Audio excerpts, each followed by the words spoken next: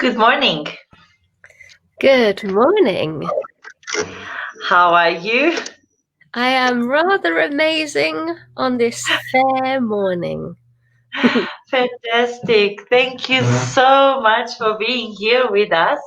Oh, It's thank you really for the invitation. it's a very, very, very special day, Anaiya. And good morning, everybody, as you slowly start joining our broadcast. We are aware that technology and on StreamYard, there is sometimes a little bit of delay. So a few seconds. So we usually give a minute or two for people to start joining without losing any part of the conversation. For all of those that are here, we already have 7 people with us. Welcome on this very special day. We have been very excited for this opportunity. There is a very warming feeling growing these past weeks, and especially since we have placed this intention for this conversation, so many extraordinary things that have been just happening and coming to us that I can't stop being overwhelmed always by the power of the intention. Mm-hmm. And I would like everybody that is on the 1111 to thank you so much again for supporting us and to having an interest on sharing your journey with us, and also to go a little bit back on what has been since last, I believe, over a month or so, that I just took this leap of faith and contacted Anaiya to about what we do here and how interesting it's work, and if she would be kind enough to want to come and share. And immediately I got a reply, and I was so overwhelmed, and I felt so blessed from that moment. Thank you, Anaiya. I feel that exactly the same way. And it's so wonderful that we were meant to do this last Saturday on the Lion's Gate, and it got moved to this Saturday, which is just as potent. So thank you for your flexibility and bearing with all these changes. Our blessings. And we have a comment here from Nadia. She's Inês. So good to see Anaiya here. You both look absolutely beautiful. Hi Nadia, you are so beautiful, and thank you so much, because you are the key that introduced me to Anaiya, and what a blessing. And curious enough, let's pick up on Nadia. I met Nadia um, 5 years ago, if I'm not mistaken. She would be better, yeah, to in the beginning of her journey as well, as an for a workshop in a sacred Indian tradition, and yeah, since then she's one of these beautiful desert energies, souls that have been on my Ayu. And Ayu is the Quechua word for community. And very, very, very, very beautiful. So from our last encounter, and due this lockdown and all of this new way of living life and adapting and being our own persons, and also a whole lot of introspection that all around the world people have been taking this time for. I have, for those of you, I've continued my monthly ceremonies of Thanksgiving by the full moon, which are dispachos, which is offerings. And it's quite difficult because it's supposedly to be a physical ceremony. But universe knows no time and no distance. And that was the biggest message. It was for me to carry on. So I took this leap and I offered it, of course, with the full the full protection of space and with the best love and greater good online. So I performed the ceremonies, and then the bundles, I kept them in my altar until the time where it would be possible to give them to fire, because they need to be transmuted and given to fire, and we weren't allowed to be outdoors. And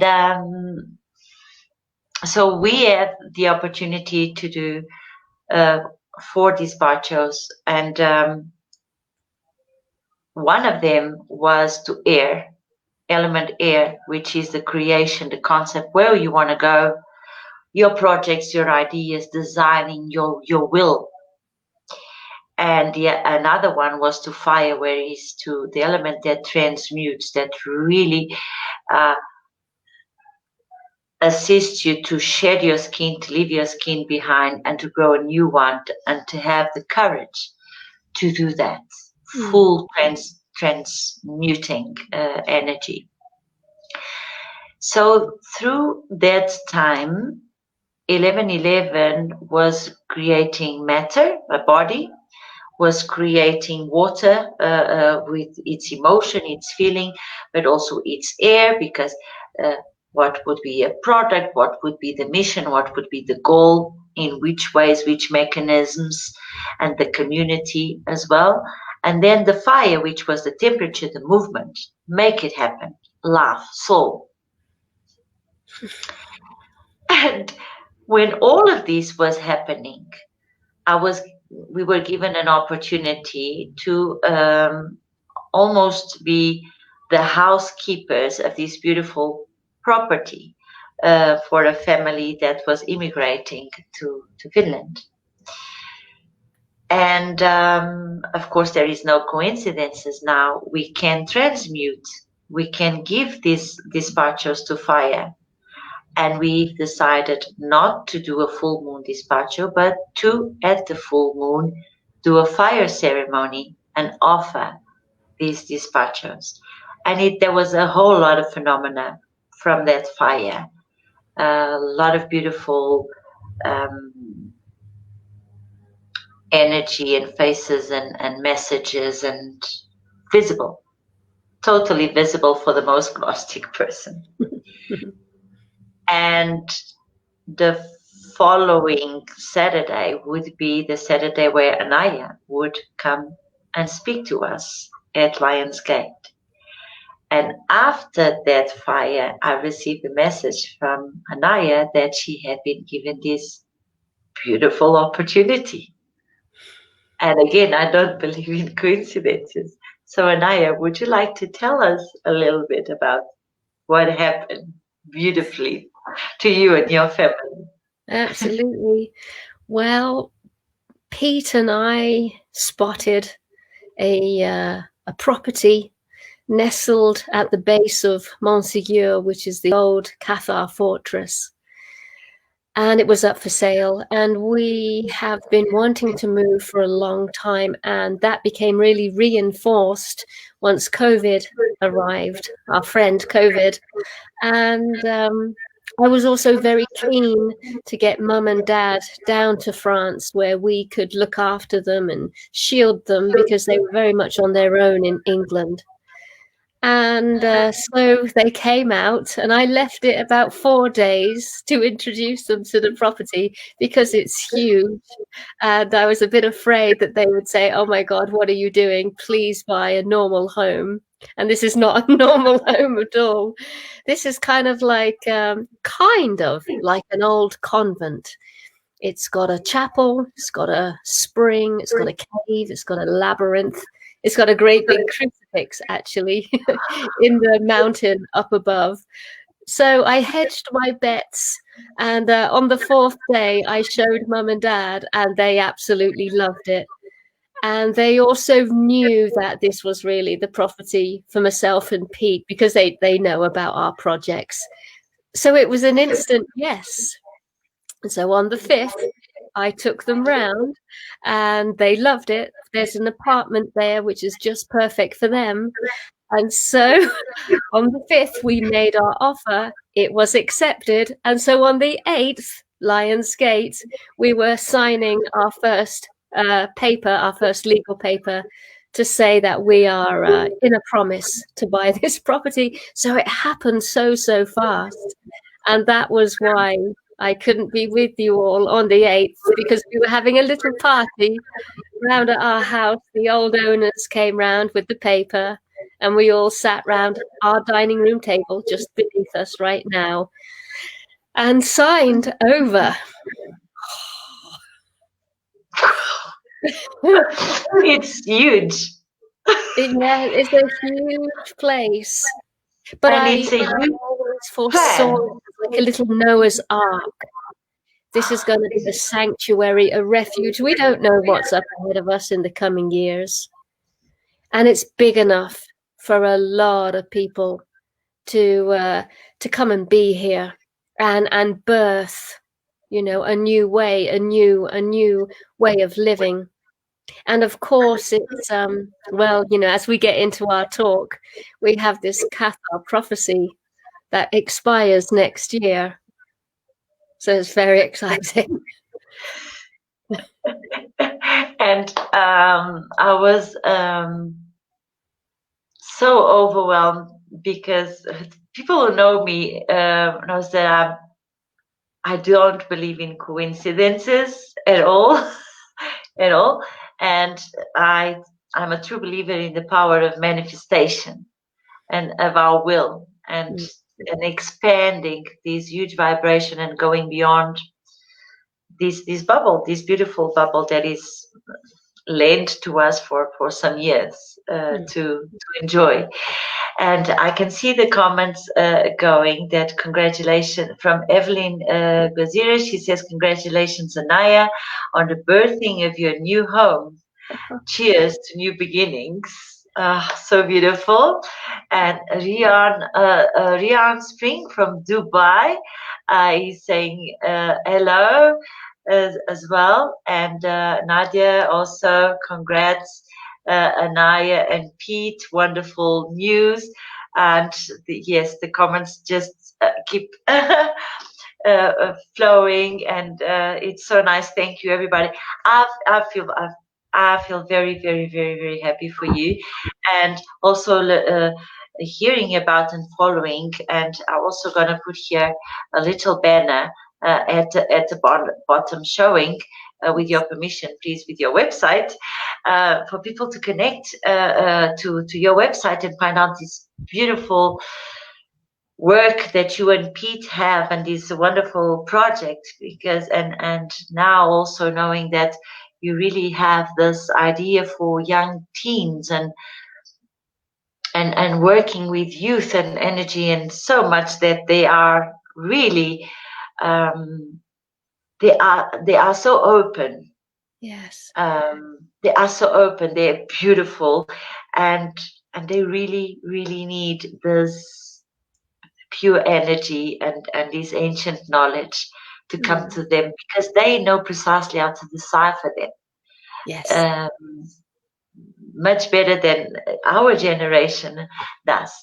So, and this was our introduction.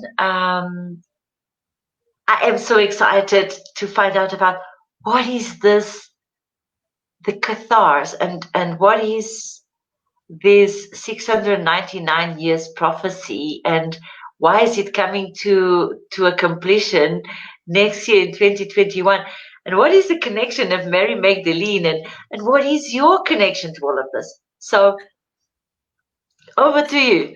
Thank you so much. Well, my dearest friends, I suggest we start from the beginning and begin our journey together. So, once upon a time, there could well have been a land, a continent known as Mu, M-U. It was a golden age. It was one of the very first, if not the first, human civilization. And it was somewhere, let me think, yes, in the Atlantic. And it received a cataclysm. So there was a natural event that caused the breaking down and the falling apart of that civilization. But before that happened, wise ones could see the writing on the wall, and so they took their artifacts, they took their relics, they took their papyrus, they took their wisdom. And it is told that those, perhaps it was the priests and priestesses of Mu, let's just say the wise ones, or let's just say the ones chosen to take the wisdom and relocate. And so that wisdom came across to Cusco in Peru, and then eventually laid quiet in Lake Titicaca. The people, however, that made that migration later became known as the Lemurians, and so we have another civilization of a very similar quality, very high vibration, very elegant, very amazing, another golden era, another golden age. And Lemuria, years later, also underwent a natural cataclysm, breaking down, falling apart. And they did exactly the same thing. The wise ones took what was important and apparently put it inside Mount Shasta in California. And those chosen ones then became known as the Atlanteans. And once again, we have a continent known as Atlantis, where there is wisdom from Mu, from Lemuria, now Atlantis. So basically, there is a migration, natural, cyclic perhaps, and inevitable perhaps. Once again, the same thing happens. A natural, key word, a natural breaking down and falling apart to then migrate and now appear in ancient Egypt.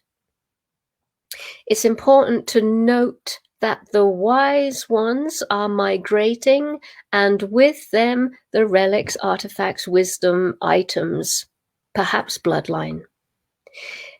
Ancient Egypt, again, this time, not a falling apart perhaps of the landmass, but most definitely a fall from grace. So those wonderful golden dynasties, there was a time where that way of life kind of degraded and sort of fell into ruin. But we see our friend Moses moving a group of people out of ancient Egypt and into what we now call the Holy Land. So now we're hanging around in the time of Jesus Christ, Yeshua, Mother Mary, John the Baptist, Mary Magdalene, people who clearly have some kind of mystical, esoteric knowledge, I would say, coming from ancient Egypt. Mary Magdalene is often known as a priestess of Isis. So for sure, this little group of people have had some kind of tutelage of the mysteries of ancient Egypt.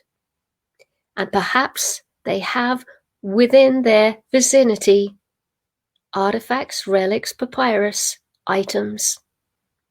Now, after that great big moment of initiation with Yeshua on the cross undergoing the crucifixion, we see that migration again. Let's be broad and say that there was a migration of wise ones and relics to Europe. Let's be broad and say Europe, because we do know that Mother Mary first came to Gaul, which is now known as France, but she did indeed make her way later to Ephesus in Turkey. We know John the Beloved came over as well, spent a little bit of time in Gaul, now France, but then went over to Patmos in Greece.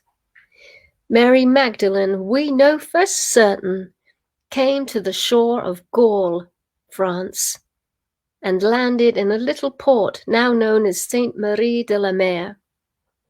So there's a migration to Europe. Wise ones and artifacts.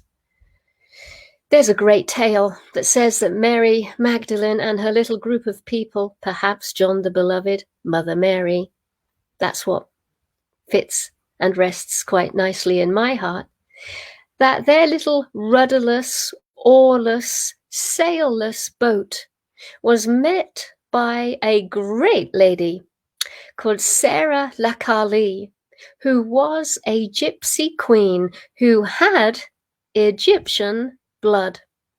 The tale is that Sarah was wearing a particularly fabulous dress on that day because she was forewarned that this little boat was coming to shore. A few days earlier, she'd had a vision from her ancestors saying, "Look out for a little boat, very important cargo, make sure it comes to land safely." And I always imagined that she was wearing a particularly frilly and large dress, because the tale is that she waded out into the ocean when she saw that little boat coming. And because of all the folds in her dress, the dress created a little raft, and she was able to swim towards the boat, wrap a rope around her shoulder, and literally drag it to land.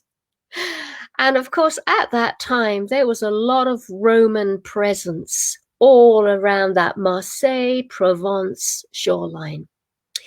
And so it was important that that little boat landed safely and quietly, and Sarah, we're told, ushered them in towards their more druid, more pagan settlement, totally out of sight of Roman view, where I would imagine that Sarah kept them safe for a few days. It would have been wise to move them on, because Sainte Marie de la Mer was in fact a Roman settlement, and that whole Provence region, extremely Roman. Marseille was the second largest Roman settlement. And so I would imagine Sarah and her pagan, druid, Egyptian community would have told them very important things. And she would have guided them over towards the Pyrenees, which was still independent, heretical, and more important, the energy, the tectonic, the telluric energy of the Pyrenees, of that mountain range, was very particular. Its tectonic activity was odd and unusual. Instead of it going from east to west, it was going from north to south and south to north. So there was a phenomena in the energy of the French Pyrenees, and that energy shows up again in the Himalaya, which makes both mountain ranges very compatible to spiritual experiences. Basically, that translates as the veil is awfully thin in those mountain ranges. I suspect it was Sarah who said, "Go in that direction and be careful. There's Romans everywhere." So off goes Mary Magdalene with John the Beloved, and I would say Mother Mary as well, and maybe a few others, perhaps Joseph of Arimathea, and apparently Mary Magdalene's sort of distant companion, Maximus, who was a Roman centurion, part of the crucifixion, who was so horrified by what actually happened that he couldn't actually come to leave Mary Magdalene's side ever, ever, ever again. We'll come back to Maximus later, perhaps. And so along comes Mary to the French Pyrenees, where she is taken in by the families that lived a little bit higher up. The Romans could never capture the Pyrenees. They weren't very good with altitude. they were only used to the lowlands, and they just kind of surrendered at the base of the foothills because they didn't have the lungs for the high altitudes. They didn't know anything about the mountain passes. And so the people who lived there were very independent and never really were too fond of the French mainland and also the Spanish mainland. So there was a little mix of peoples here, the Occitans and the Catalans. They really saw themselves as independent. And so Mary was taken in and kept safe and kept hidden. My feeling is that once the real intensity of the moment had passed, when she felt that she could breathe again, she would have started to stretch out, okay, it's safe to come out. And she would have literally continued on where she left off, transmitting, telling stories, giving masses, holding gatherings, just like she did in the Holy Land with her beloved Yeshua, who may have been with her in person, that's one tale, or who may have been with her in spirit. But what's really important to know is that whatever was going on in the Holy Land was happening again in the French Pyrenees, not to a lesser degree, to the same ampage and the same level of transmission. This is the first thing that needs to be told. This transmission was like a duck to water to the people of the Pyrenees, who are already heretical, which means they have the right to choose. This is lavishly bathed upon them, and it goes into their hearts, and it goes into their blood, and it goes into their generation after generation after generation. So something is taking foot, something is landing in the French Pyrenees and is being accepted as the chosen faith. So a golden age has come to the French Pyrenees, and slowly, slowly, slowly, century after century, it gets stronger and more widespread. It falls down and over into Catalonia. It seeps its way into Portugal. It even makes its way over into Italy. It has no name at the moment. Perhaps les bonhommes, the good men and women, perhaps the good faith, perhaps the early Christians, but they didn't call themselves anything.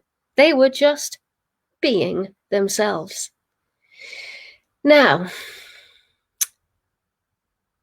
in the late 11th century, this movement, these people are starting to sort of show up in the Church of Rome, in the Vatican, in the Pope of the time. So, of course, the Roman Catholic Church is starting to become very, very strong, very, very established, and is the main European religion. But it keeps coming to the Pope's attention that there's also a parallel faith that seems to be also picking up a lot of momentum, and it becomes an itch that the Pope cannot scratch. And it becomes irritating, and it becomes a little bit of a thorn in the side of the Roman Catholic Church. And it's very popular. And there's even talk of the people seeming to be filled with a sense of light, a sense of freedom, and they're enjoying this fabulously generous and prosperous and lovely faith. And the Pope and the Church of Rome don't really like the sound of that, because they want everything. They want full control of Europe. And they certainly don't like the idea of people being independent, prosperous, and able to connect with the Spirit at their will. And so this irritation, so many bishops and priests and religious men of Europe keep telling tales to the Pope as if to rally up some kind of anti-energy towards this other branch of the faith that still to this day don't have a name. And so it eventually got a name. The Pope called them the Cathars. And now they're being known as heretics. But to our hearts, we are the spiritual descendants of Mary Magdalene, and perhaps, in some cases, the bloodline of Mary Magdalene and Yeshua. And so now there is a schism, a divide is happening. There is the Church of Rome, which you could say is the Church of Peter. And there is the lineage of Mary Magdalene, which is perhaps the more mystical, the more esoteric understanding of one and the same thing.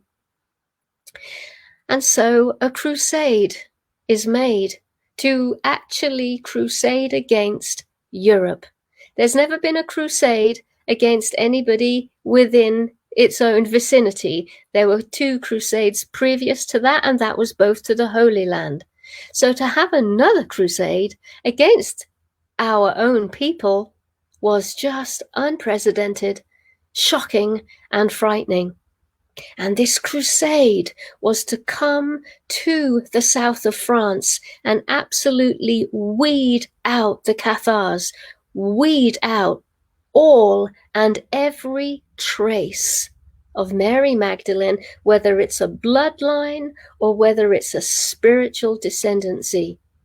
Whatever she said, whatever she gave, whatever she seeded in the people must be exterminated. Not one can be left behind. It has to be squashed. And so the Albigensian crusade came our way. And for a long period of time, there was severe bloodshed all over this region of Occitania and Catalonia. But I'm not here to tell that tale. I'm here to say what happened toward the end. One thing that always stands out for me is this word bloodshed. Now, if there are thousands of Cathars, people who have been touched by the teachings, if not the physical touch, of Mary Magdalene, and perhaps her blood runs through their veins, and the mystery and the gnosis and the presence. Now, when these people are killed, it is their blood, which contains their consciousness, that is splashed upon the earth of this land. And so there is a seepage. The blood that contains the consciousness falls into the rock, the earth, the grass of this continent. And to me, it just lays quiet in the earth, waiting for little footfalls to come to the surface of the earth again in search of the wisdom. And that wisdom rises up to where we are walking and starts to come into the soles of our feet if we're willing to do the groundwork, which is to walk, to pray, and to ask to be reconnected again. It's in the land.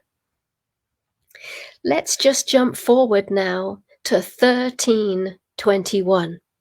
Hold that number in your head. 1321. Here we are, down in the south of France. And the very last Cathar parfait has just handed himself in because he doesn't know he's the last one. He just hands himself in. And then he finds out that he is indeed the very last one, and that there has been a great search for him for at least 30 years. When he finds out he is the last one, that little flame of transmission that he was carrying, that he may have not believed fully, suddenly totally activates, and now he becomes that parfait that he had a little trouble accepting. He wasn't a holy man by design. He was a little bit of an artist. He liked the ladies. He liked to eat. He liked to drink. He was actually my kind of parfait, but he struggled with, am I really worthy enough to take these vows?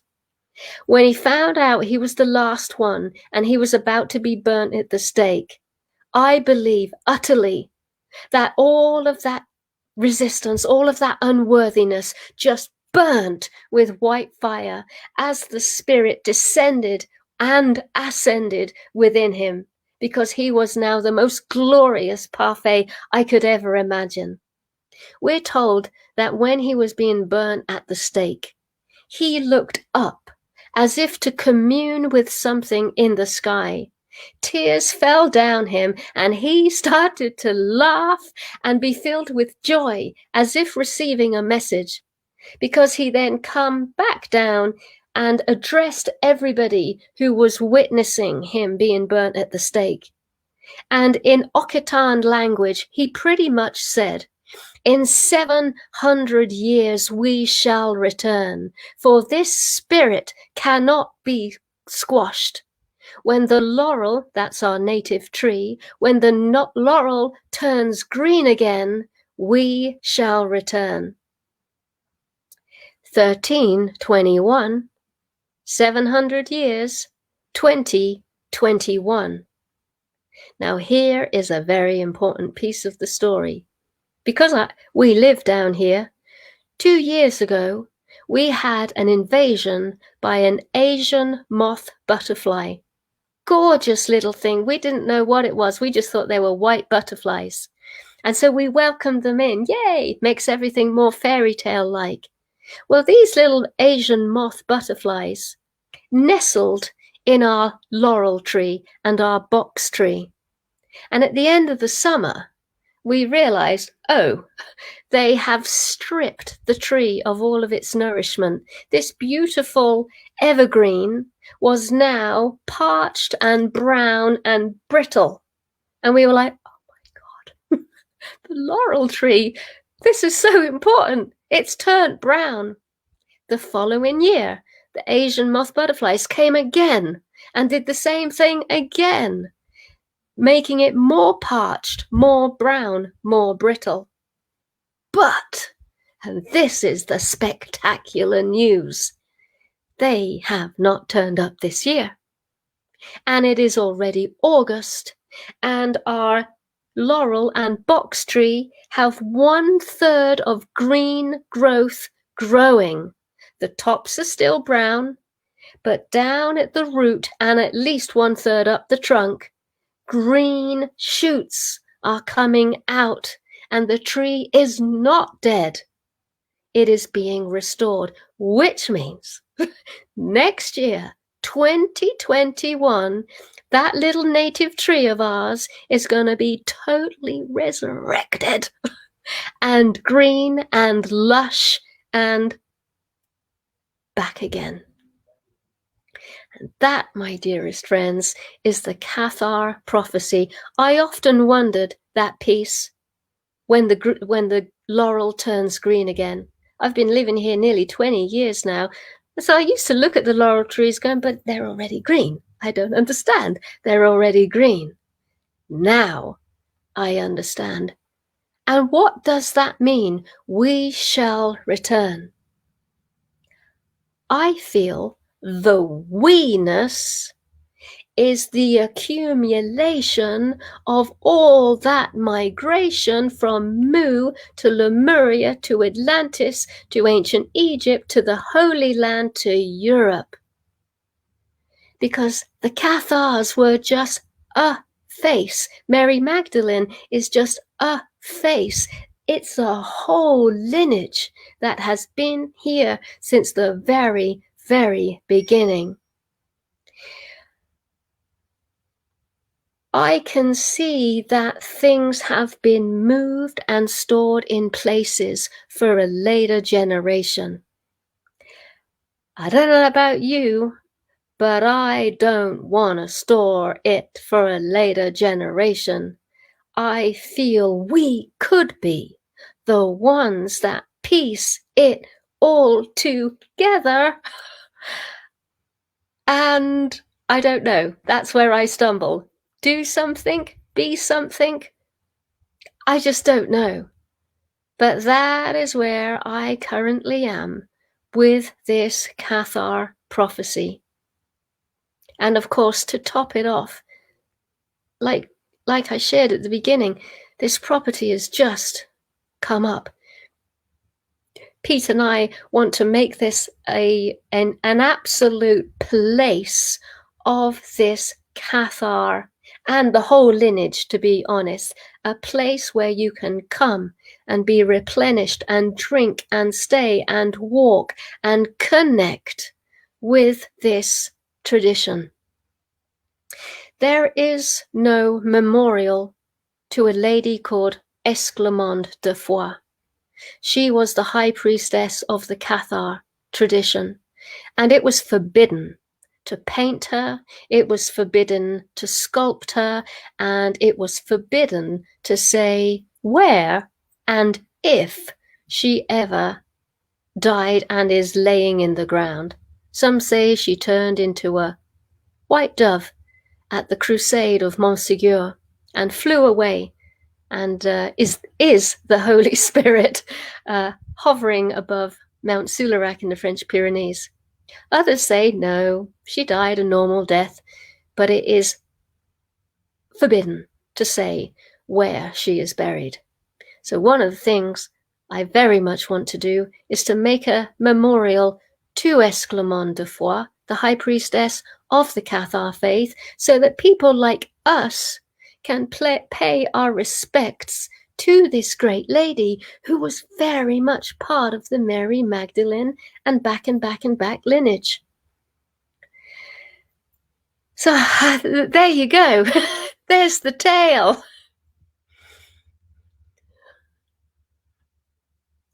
Wow, thank you. We are so blessed.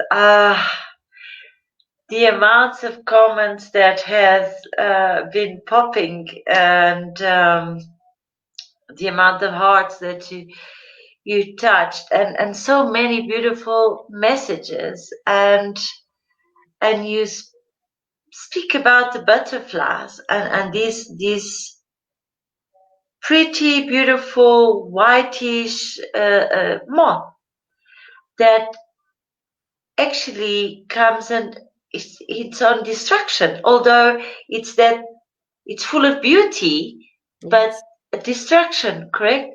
And in South Africa, and we were talking about it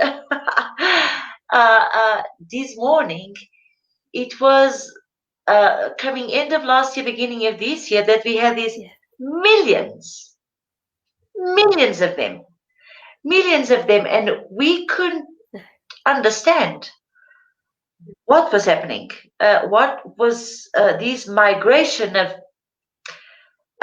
clouds of millions of these butterflies, and there was a message. And I remember I was say that we don't understand what is happening, but this is a shift and something is happening. And I think it was not even 2 months later that we got our friend COVID. Yes, yes, yes. And all of you that are here in these broadcasts, and those of you that are in South Africa and especially in Johannesburg, they can witness to what I am saying, and we haven't seen them here. No. And now they're not there. So let's go back to what you were telling about the story, and the traveling, and South Africa also being one of the points of the star of the crown. Absolutely. So can we go to the path and see that, okay, if we take a map and we go back in time, and it's like that journey is reversing, is coming to a reset. And today it's Assumption Day. Yes. Yes, yes. And we are talking about birthing, and we are talking about transmuting fire, not fearing fire, being joyous of the rebirth, because what is ahead, it's so much higher. Yes. I'll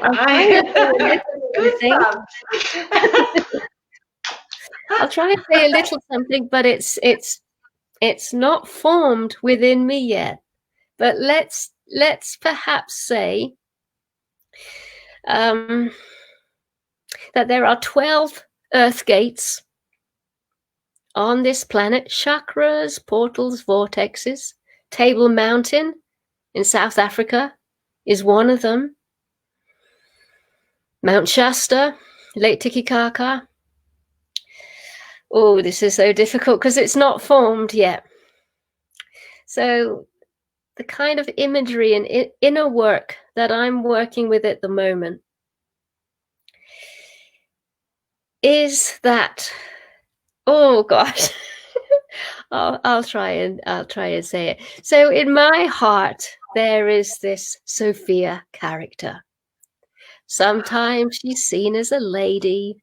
Sometimes she's seen as a genderless stream of living to the moment consciousness that includes our ancient wisdom, but is right here and now in this breath and the accumulation of that wisdom right now into this moment. She has 12 stars. And of course, there's 12 earth gates on the planet.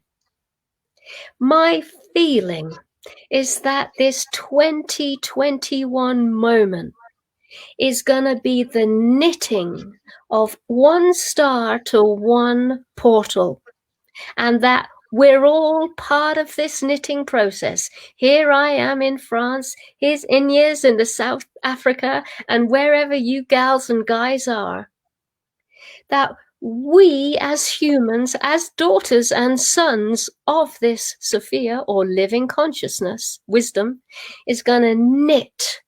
We're going to close the gap on that star and that earth gate, and we're going to bring them together in time for this 2021, so that this wisdom that has been moved on and migrated all around our planet, some people call it the Rainbow Serpent, the path line, the story line, the song line, and that, this statement, we shall return again, it's not going to be just in France, but it's going to be boom out of every single earth gate and portal.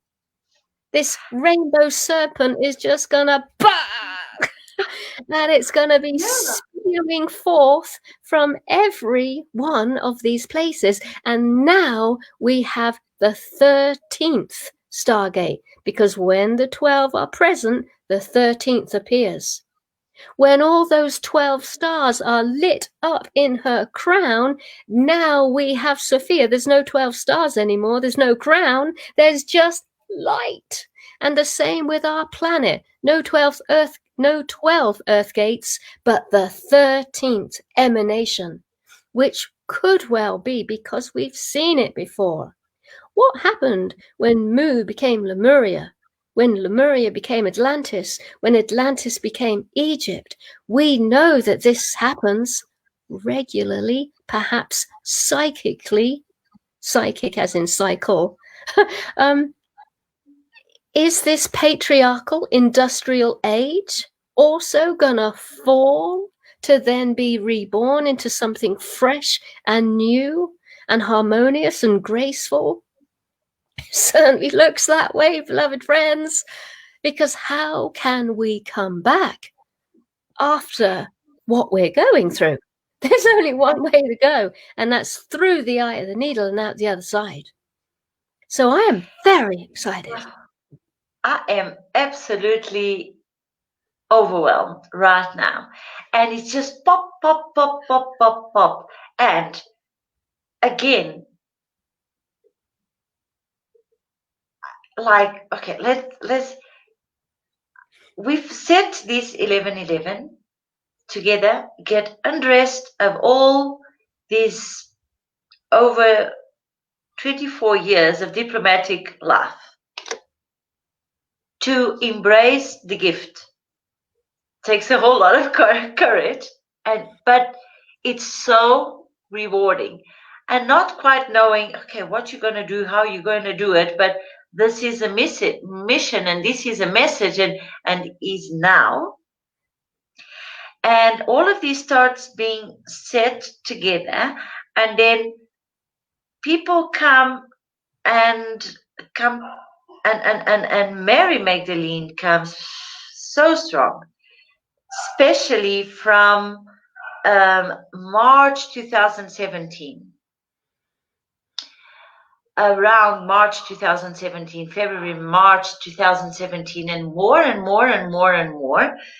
And then I'm talking about this Mary coming stronger, and this friend, I invite her because also Christ and the bloodline, it's coming, it's calling. And then there is a group of initiates on the Indian tradition that are, and some of them are here in this moment with us, that we start, there's something else that we don't quite know, but it's something else. And we all start getting the call to teach forward, to give forward, to reciprocate what also been given to us, but with our community, on creating, on expanding. So that divine feminine energy, that birthing, that explosion, that light, which is also in the Andean cross, that again was left in Cusco, the womb of the planet, in the middle, that is the ether element, or the unconditional love, which is expanding, is this network of love, the way that we talk, the way that we care, the way that we are aware, passing on and legacy. And the symbol of the jaguar as well, that is that is the totem that bridges, that is able to cross worlds from this world that we perceive and the upper world and the world of knowledge of ancestors and of light, of Sami, refined energy. But the Puma is also the totem and the protector of late Titicaca people Mm. and the Amaruna. Wow. And here we are going to the feminine and when also it's taking me like so much on this journey that is like making sense. Like when I was after my one of my initiations, and I was in Machu Picchu, and I knew that there were 12 portals, and was not very versed on sacred geometry, for an example, but I knew them, and I took to myself, okay, to identify them where they were, and I could identify 10 of the 12, and I could relate to 5 of them, and I actually opened one, and was a three-dimensional portal, and that shift of knowledge, that trigger, that moment, and the 13 apostles. Mm. Mm. And here we are today, Mary Magdalene, Assumption Day, the feast day of Sophia, with Anaiya Sophia, and talking about the Cathar prophecy. Pretty amazing. Correct? The Lion Gate Day was not for our talk. The Lion Gate Day was for property, for nest, Yes. for the spring, for the chapel, for the family, for the home. But the message was on Sophia feast day. Yeah. I'm so honored. Wow. I remember last Saturday, I can't believe I've never spotted it before. As I was signing the papers, obviously I was doing the signature A Sophia.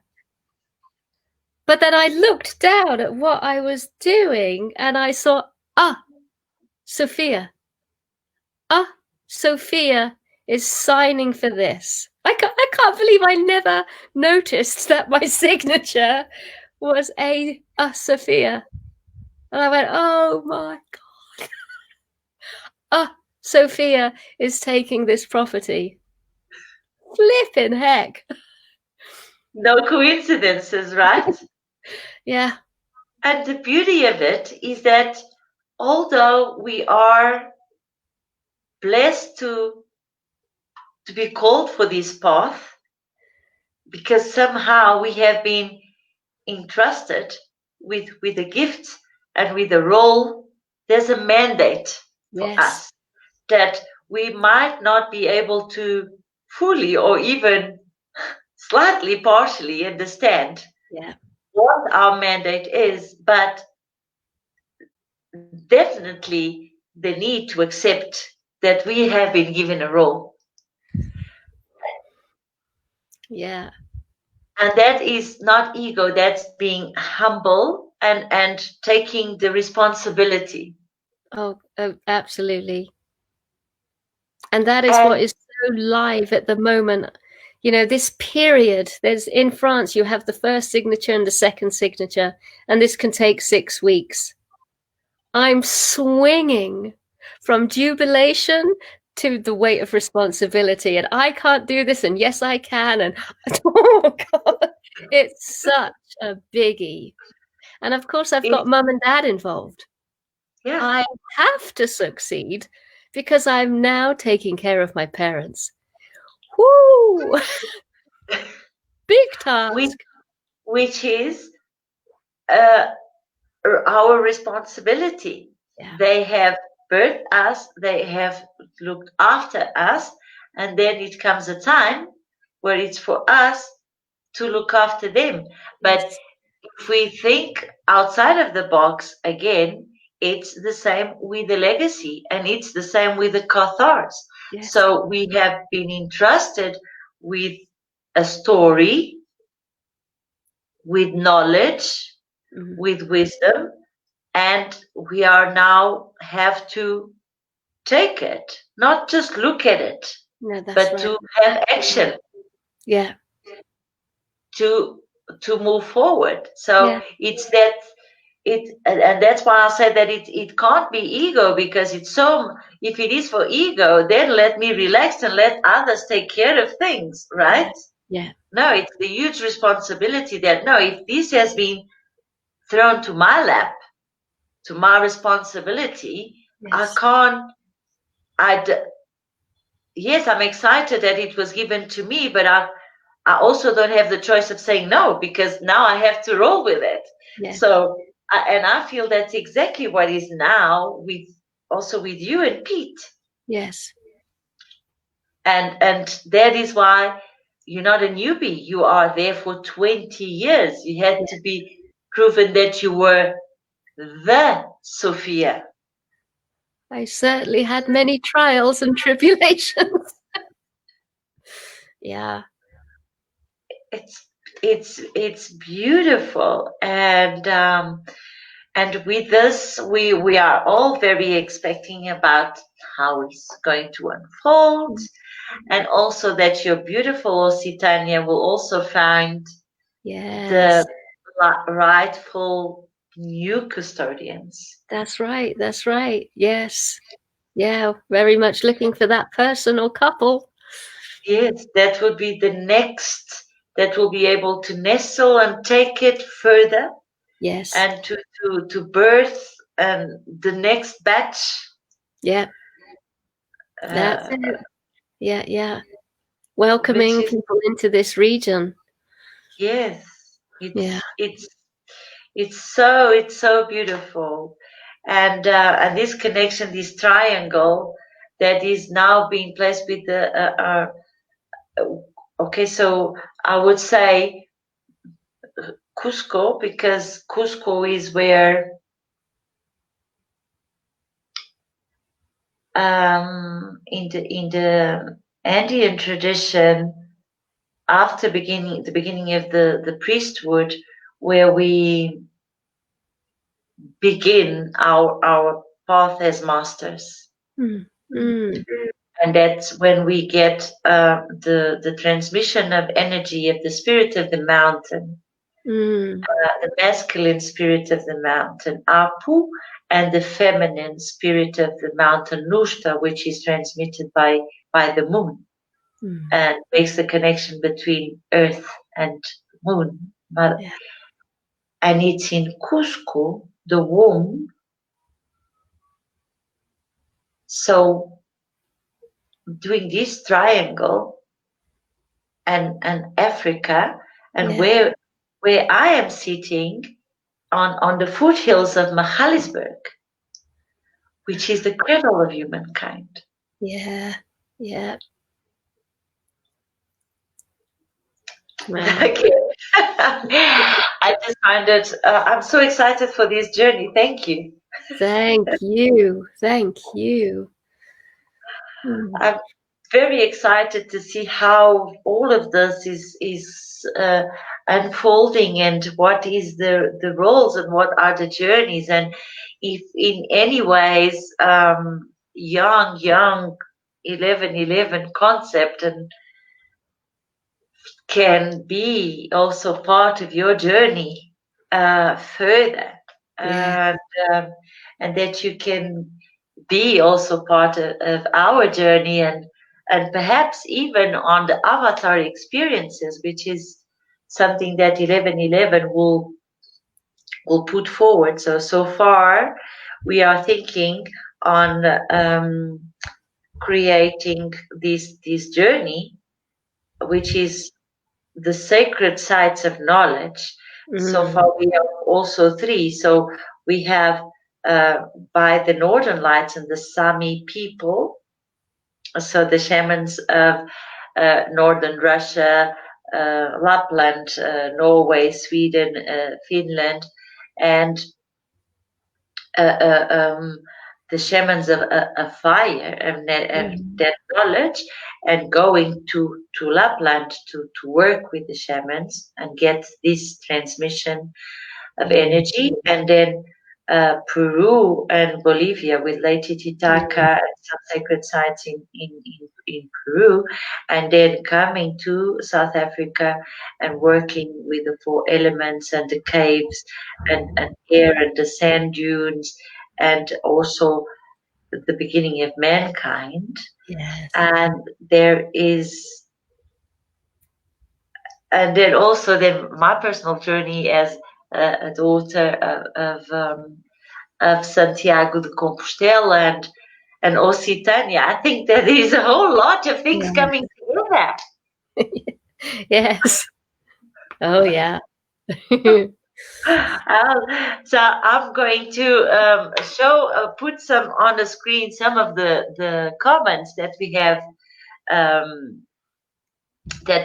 we have received. So from the beginning, we have had some. So I'm going to show you some messages from Evelyn. And Evelyn, she's in South Africa. Hello, Evelyn. Hey, and Evelyn. then also from Rian, and Rian is also a Suyualto Misayok, and he lives in Dubai. Is here, and then beautiful Nadia. Thanks, Nadia. And we have Patrick. Wow, Patrick. Yes. I messaged him this morning. Okay. And Patrick actually is also asking if will this talk stay online afterwards. So we would then, Anaiya, you can then let Patrick know as well. So far we will keep it on the 11:11 on the YouTube site until for some time. And then we also have here love from Slovakia. From Renata.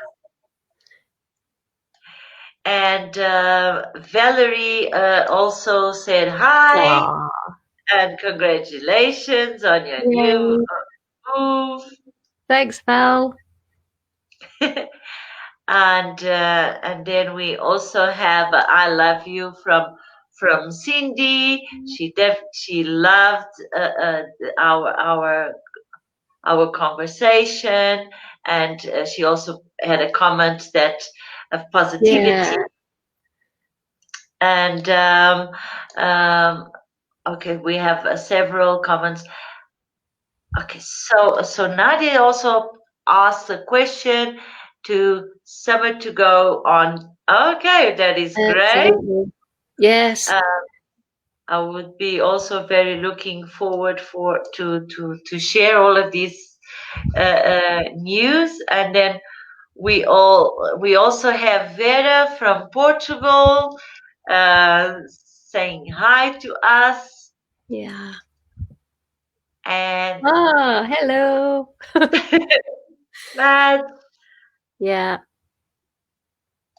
And we also have Sandy Davidson comment. Hello, Sandy. Hi, Sandy. And then we have a message from Simon.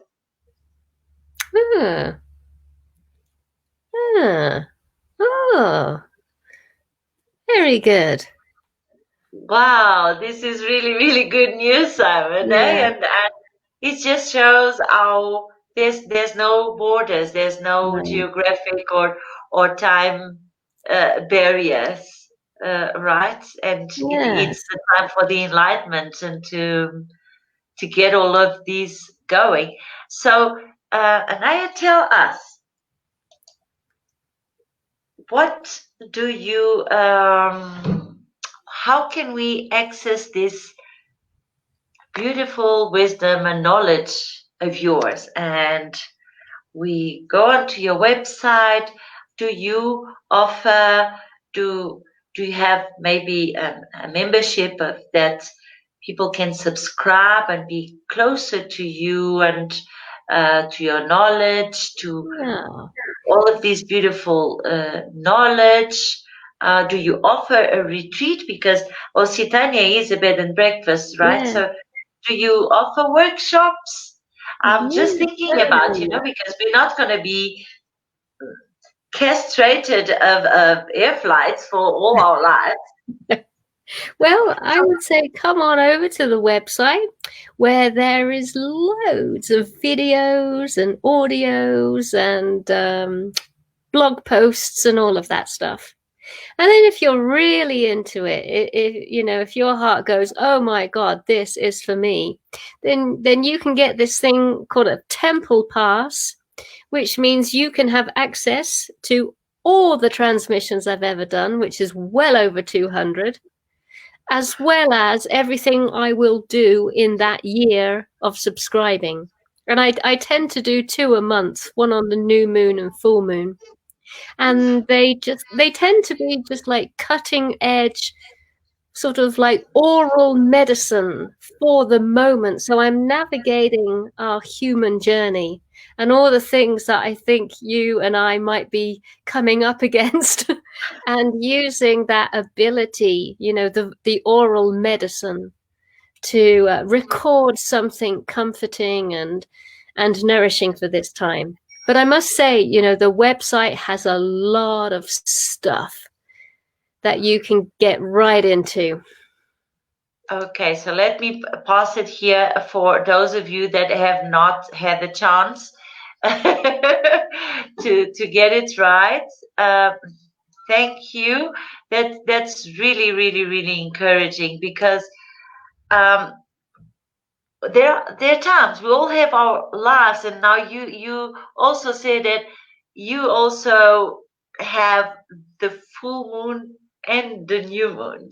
Yes. And yes. Again, it goes by no coincidences. So myself also, in terms of Thanksgiving ceremonies, I work very, very much with the full moon, and then when it's the new messages and new intentions, Yes. then with the new moon. Yeah. Brilliant. Yeah, so that is really nice. We have another comment here from Simon. All right, so we're gonna try to look for this link. Yes. And Nadia also says that she appreciates it. She would also come to see it. Because Simon says that he recently wrote a story about Mary Magdalene and Peter. Yeah, absolutely. And he would like also to share it. So, guys, this has been like absolutely fantastic. I'm so over the moon, very excited for new things to come. Yeah. If you have further comments or questions, and usually because when we receive knowledge, we don't integrate immediately. Doesn't just come like that. There are things that just build up and they come. So I would propose that from this conversation today, from this beautiful moment, if it comes too hard that there is something else that you would like to ask, that you would like to tap into, that you contact us. So directly with Anaiya, or with me, or with me to Anaiya, or vice versa. Yes. We'll just get all of this energy flowing. Please do. Yeah. And put a like. So if you come and subscribe us or put a like us, then you will get to know what is happening, and you will get to know also feedback on these beautiful journeys.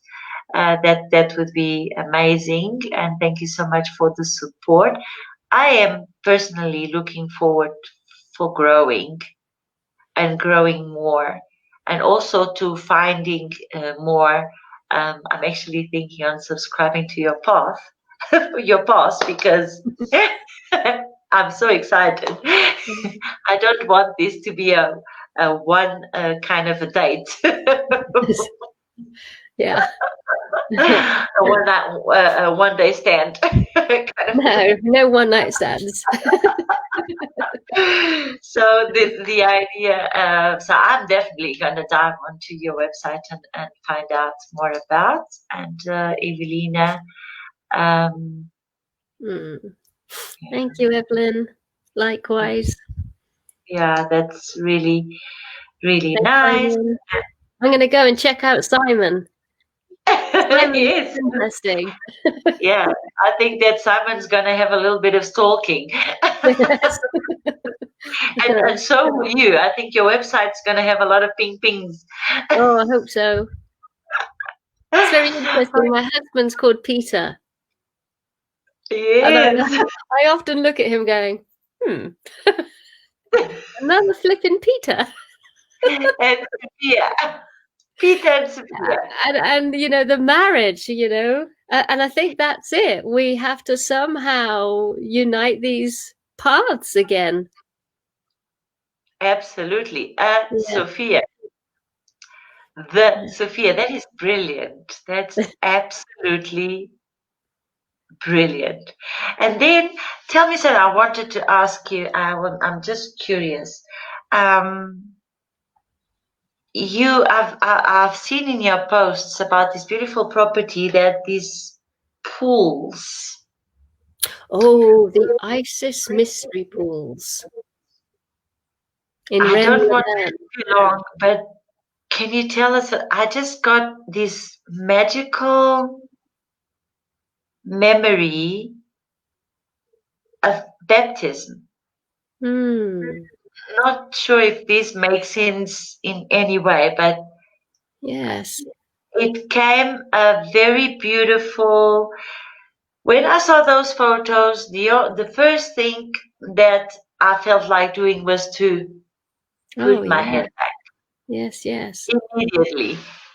Okay, well, where we live, there are so many stories that Mary Magdalene passed through here en route to the mountains and or stayed here for rather a long time. There's a little village called Rennes-le-Château, which has a great mystery connected to it. But 2,000 years ago, this was a temple of Isis. And the little village down below, which is now called Rennes-le-Ban, was an Isis mystery school.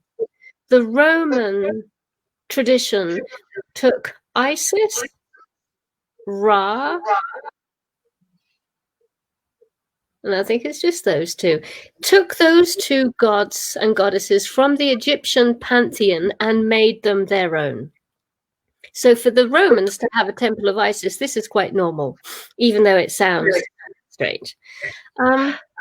So where those photographs came from, that's known as the Isis mystery pools. There's 7 of them, all descending down. My understanding is that the pool was the classroom, that the priestess would have been in the water giving her teaching.